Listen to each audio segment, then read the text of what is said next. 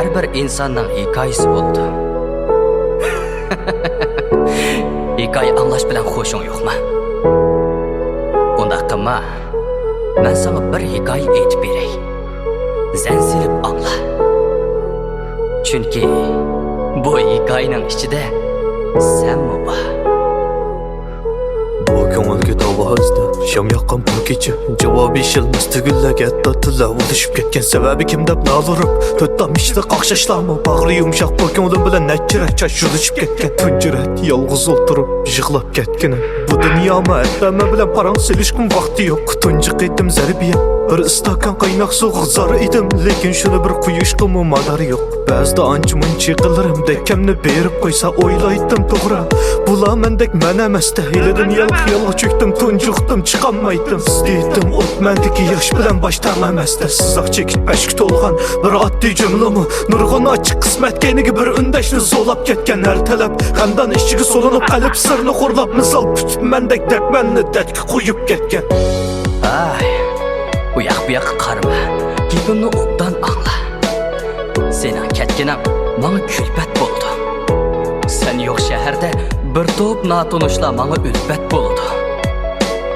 Yani shu so'rinda sen to'g'riliq suhbat bo'ldi. Shunda qilib bu yoshlik o'tib ketdi. To'g'ri, ep ketgan. Barcha azob dardga qo'yib hammani ep ketgan. Yoshlig'imda yashdimg'i demay, ichimdagi ochiq teshimga tep ketgan. Iliqi nima? To'g'ri, ziyon.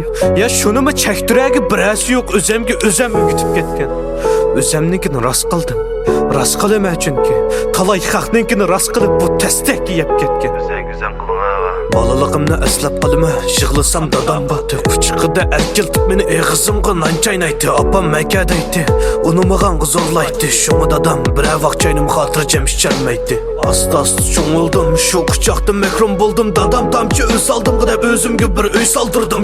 Kundi shu uyda men yolg'izlikqa mahkum bo'ldim. Dalotsizdim, bexabarsiz dalog'imga chiqib bo'ldim. Naqadarlik to'lib ketgan shu chog'larga qaytqim keladi. Bu qalamni dardga emas, xo'shalligimga qatqim keladi. Azobimga ketmay silib, yiltizdan og'dirib atkim keladi. Ko'ramakini bir kuni sham yoqmas kashmi keladi.